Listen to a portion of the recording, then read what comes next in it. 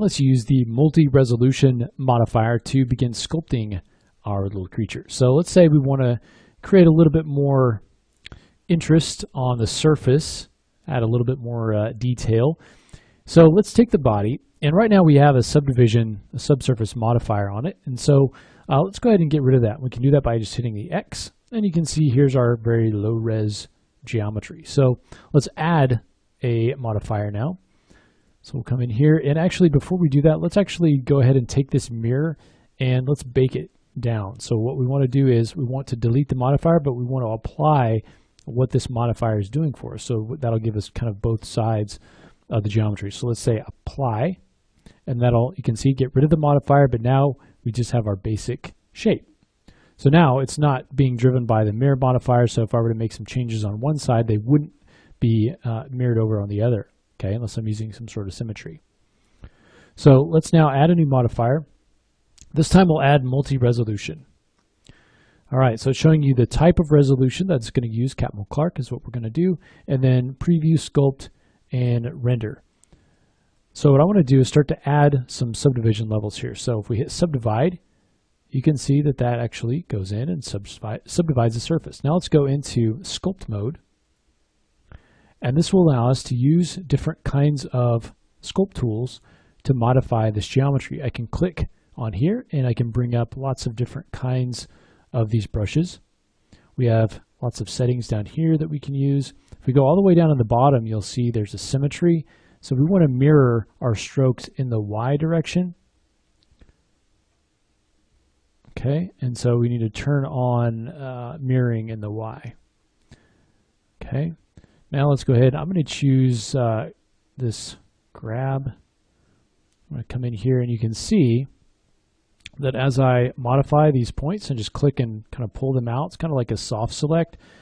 You can see that the model is changing on both sides. So we can come in here and kind of modify the overall shape of things. You can also change the size of your brush or your strength.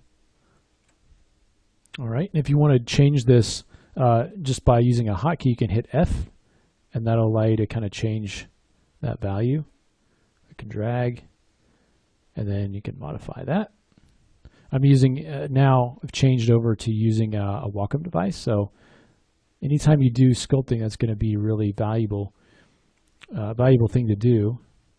It's going to be a little bit harder to use kind of just a mouse, but you can do it. So we can come in here and kind of shape this, and I'm still at a fairly low level here. Now when we're ready to move on, we can hit subdivide, and you can see that this is going to change, and so now we're on the next level, and so we can make some finer adjustments here.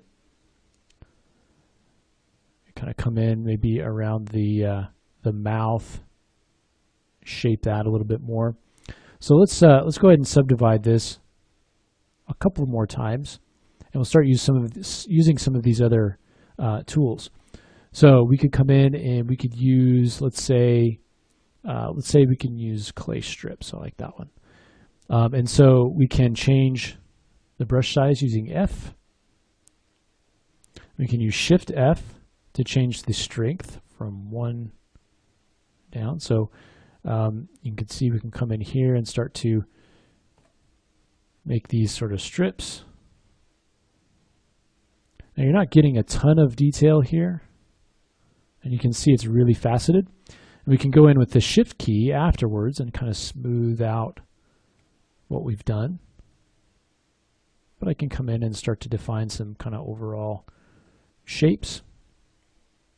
Let's come in kind of around the mouth, kind of add a little bit of sort of volume around the mouth and kind of smooth that back out.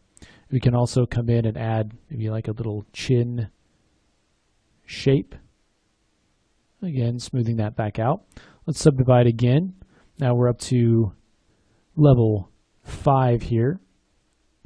So you can move in a little bit closer and maybe start to get a little bit more of that flap coming around the side of the cheek. Kind of define that a little bit more. We can also start to come around the eye and add a little bit of detail. So just have a little bit of fun with it. Anywhere that you have sort of a wrinkle like that, an existing kind of spot, I would come in and just add a little bit of overlap to that and kind of smooth it back out. Kind of do the same thing here. Smooth it back out and just add a little bit of detail there. You can come underneath and start to add some little strips here. Kind of smooth that back out. We can also do kind of the reverse where we change up, and instead of using the clay strips, we could use crease. And this will allow us to draw in these sort of lines and wrinkles. So you can see here, I'm kind of coming in and adding those.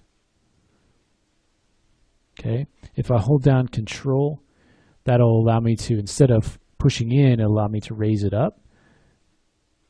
So you can see it's pulling it out instead of pushing it in. So let's increase our strength a little bit more. And I think I want to move in just a bit.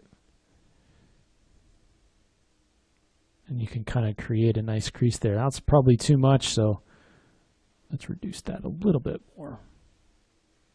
Another thing that you can do is come in and under the curve presets, you can choose different presets here as well.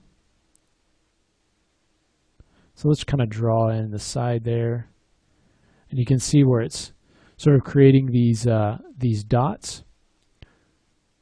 We can come down to the stroke spacing and we can kind of reduce that amount. I'll give you a little bit of a maybe smoother line there. And we can come in and kind of create these divisions. You can do the same thing up here, you know, on the head, but you could do it, you know, make it a very small sort of strength. We can also use it to really sharpen up the edge of this lip. Okay, we can come in and kind of define the chin a little bit better. Let's take our strength down a little bit. So there you can see we're getting these sort of wrinkles, but it's very fine.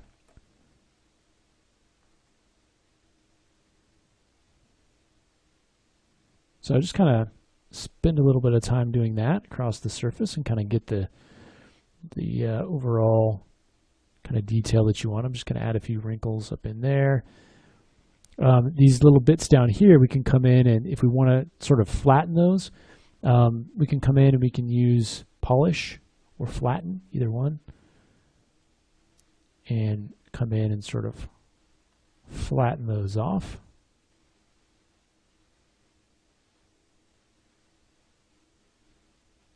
Right in there, something like that.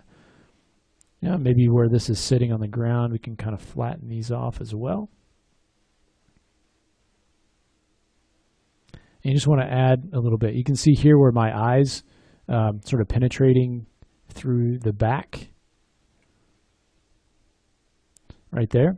If you want to go down to lower level, you can just kind of come down and we can go to lower levels here. Go back and get our grab. Get a larger size that you could just kind of pull that out. Okay, and then you can go back up and it all propagates up and down these subdivision levels that we're working with. And then you can come in and maybe get your crease. And I think I want a smaller size. So, kind of add a little bit of detail kind of right around the eye there, come in around the mouth and detail that cheek a little bit better. Just kind of smooth that part out.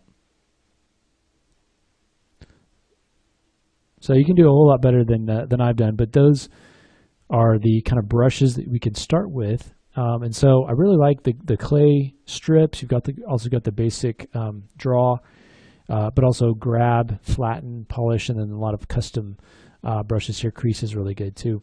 So I'd encourage you to check those out. There's lots of settings in here that you can do. Those are the basics as far as that goes. So have a little fun with that and kind of creating your own little creature and kind of sculpting in some details. If you want to pull off, some little bitty horns or things like that, you can feel free to do that.